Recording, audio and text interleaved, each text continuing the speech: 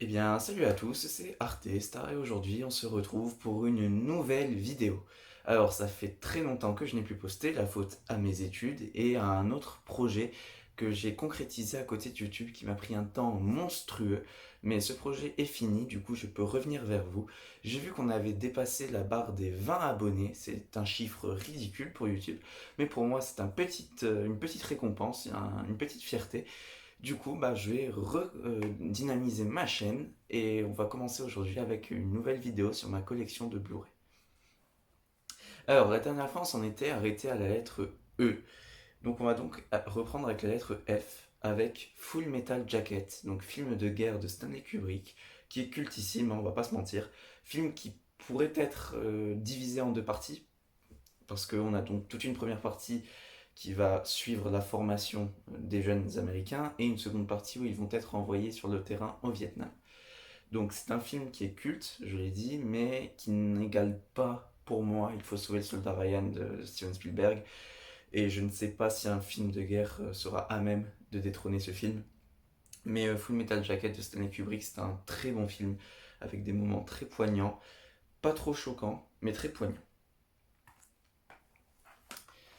Les Fous du Roi, donc un film dont je n'attendais absolument rien. Je l'ai juste acheté parce qu'il n'était pas cher et qu'il y avait un casting exceptionnel.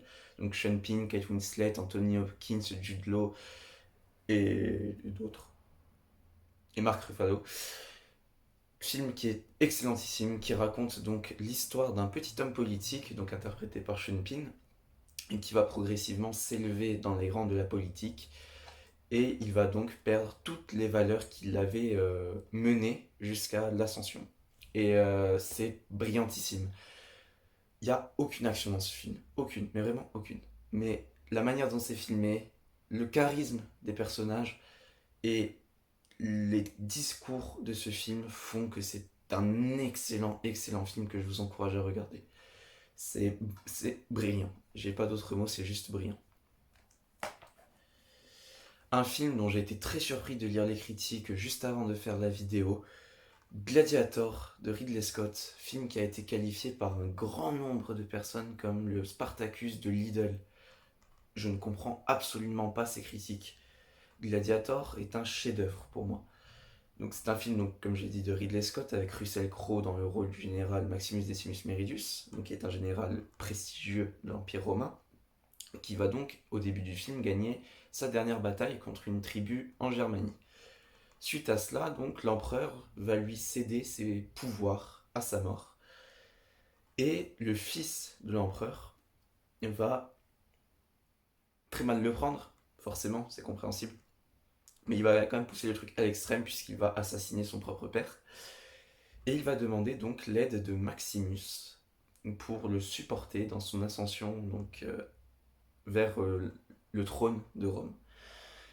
Et Maximus va donc refuser. Sa famille va donc être tuée, massacrée. Lui, il va y échapper de très très peu. Et il va donc constater le massacre des siens. Et il va s'engager en tant que... Enfin, il va être mourant, puis il va s'engager en tant que gladiateur et se venger de Commode, qui est interprété par Joaquin Phoenix. Et c'est un chef-d'œuvre, voilà. La musique d'Hans Zimmer, elle est mythique. Now we are free. Donc maintenant, nous sommes libres en français. La musique du blé aussi, The Wit, est formidable. C'est génial. Regardez ce film, il a été très très... ça a été un influenceur, tout simplement. Il y a des films comme 3 qui vont venir un peu plus tard dans la collection qui en sont inspirés. Donc regardez-le, franchement regardez-le. Gravity de Alfonso Cuarón, je l'ai pas vu en entier. J'ai essayé trois fois je me suis endormi devant.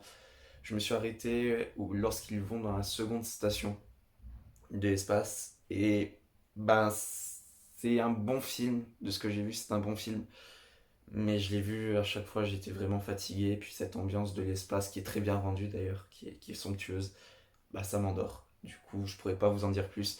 Dites-moi ce que vous en avez pensé en commentaire. Un tout autre genre, mais un film que j'adore, The Greatest Showman, avec Hugh Jackman, Zac Efron, Zendaya et bien d'autres. Film excellentissime. Pour la petite anecdote, j'étais allé le voir au cinéma avec mon frère et sa femme.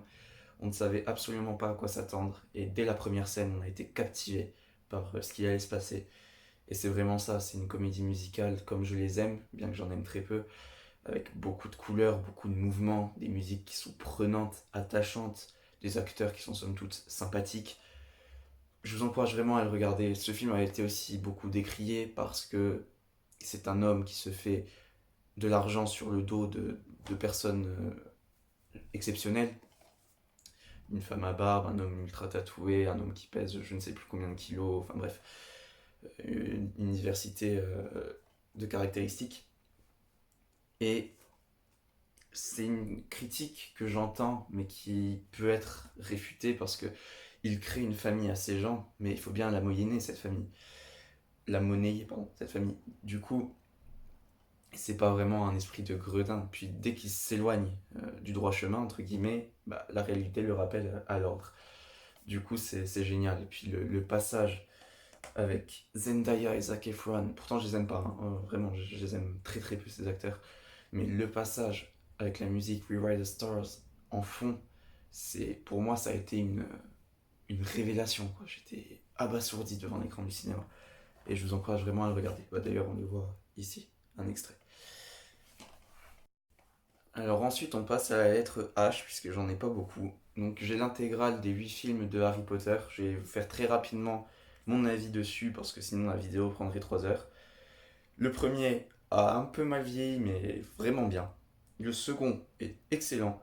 Le troisième, je l'ai fortement apprécié. Peut-être beaucoup moins que la majorité de la communauté de fans des Harry Potter. Mais pour moi, c'est un bon film, sans plus. Le 4 j'ai des petits problèmes avec. Le 5 j'ai vraiment apprécié, même s'il charcute le livre dans tous les sens. J'aime le résultat final. Le 6 c'est mon préféré, j'assume. J'expliquerai pourquoi après, par contre. Et le 7 première partie, j'ai vraiment aimé parce qu'il prend tout son temps, puis il présente une ambiance très sombre qui est vraiment sympa. Et le dernier, le Harry Potter 7 deuxième partie, c'est celui que je préfère le moins parce qu'il y a beaucoup d'incohérences et puis c'est pas forcément la fin que j'aurais apprécié pour la saga. Les seuls passages que j'aime dans le set dernière partie, c'est toute la préparation de la défense de Poudlard avec McGonagall qui invoque avec son Pierre Totum Locomotor. C'est ça c'est fantastique, ça me fait couler les larmes. Mais sinon, j'ai du mal.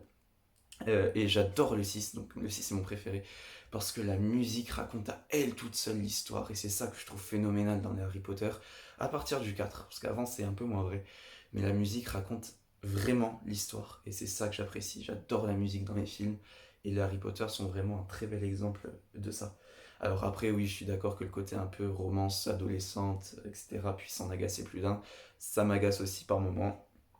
Mais bon, je suis encore relativement proche de l'adolescence, même si j'en suis sorti. Du coup, ça ne me dérange pas trop encore. Ensuite, encore un autre style, Hot Shot 1 et 2, les parodies des parodies, tout simplement. Ces films sont un peu ce qu'est Shrek à l'animation pour moi.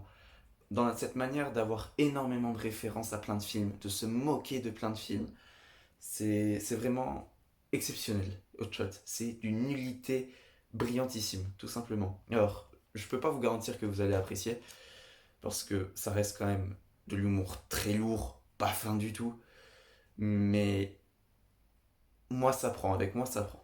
Voilà. Le 1, j'en ai de vagues souvenirs du 1. En, en parlant, là, c'est vrai que j'ai des vagues souvenirs du 1. Le 2, je l'ai revu récemment parce que c'était mon préféré.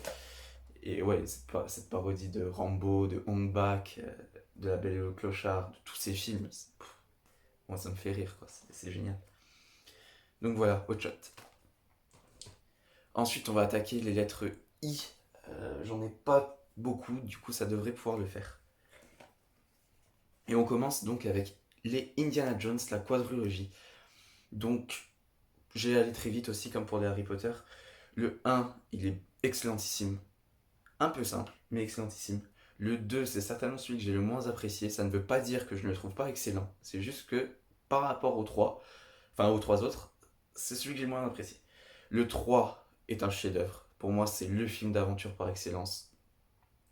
Et le 4 est une sombre daube par rapport aux 3 premiers, certes, mais qui reste un divertissement que j'apprécie. Voilà.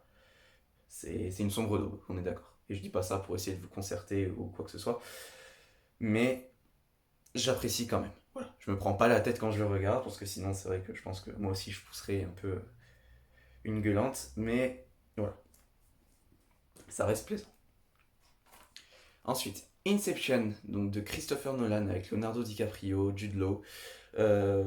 Jude Law? Absolument pas. Ah ouais. Donc Leonardo DiCaprio, Marion Cotillard, Joseph Gordon-Levitt. C'était lui, j'ai confondu. Euh, Est-ce que j'ai vraiment besoin de présenter ce film? Non. C'est un film de braquage à la Christopher Nolan, donc forcément il y a toute une portée psychologique derrière. La musique, c'est Hans Zimmer qui est à la baguette, c'est mythique. Time, forcément. Leonardo DiCaprio, très grand acteur, brillantissime, et ce film frôle à un cheveu le chef-d'œuvre, tout simplement.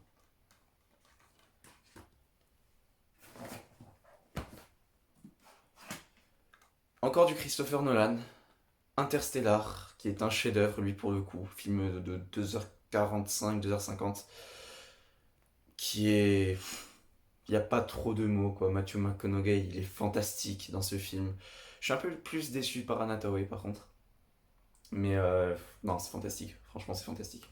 Hans Zimmer, encore une fois, à la baguette. Cette fois, c'est une composition qui s'appelle Stay. Donc, il y a toute une signification dans l'œuvre. Et voilà, ça donne un chef-d'œuvre. Et une fois que vous aurez vu ce film, si vous ne l'avez pas vu, vous regarderez les étoiles d'une manière différente. Et puis, je pense que vous aurez une autre interprétation de la vie humaine. Parce qu'il y a toute cette portée aussi. Et enfin, on va terminer avec les I. Donc avec Ip Man, la légende du grand maître. Donc un film de Yip Wai-chun.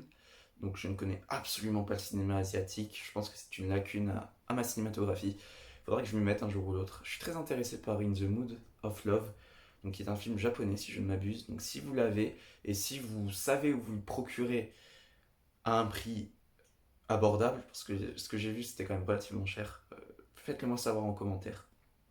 Et donc j'irai voir.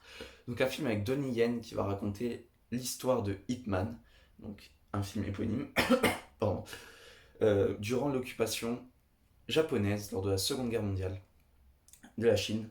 Donc Ip Man est un grand maître de Wing Chun, donc qui est un art martial de la Chine du Nord, je crois.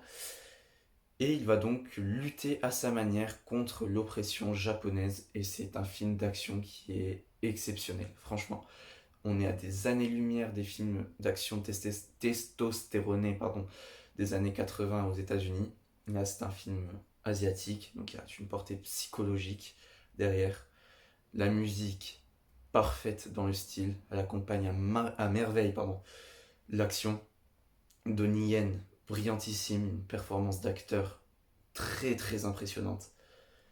À voir, franchement, c'est vraiment à voir. Voilà pour cette nouvelle vidéo, j'espère qu'elle vous aura plu. J'ai essayé de faire le plus court possible pour que ce ne soit pas trop fastidieux pour vous à regarder. N'hésitez pas à vous abonner, à lâcher un pouce bleu et à partager la vidéo autour de vous. Sur ce, je vous dis à la prochaine, regardez des films et au revoir.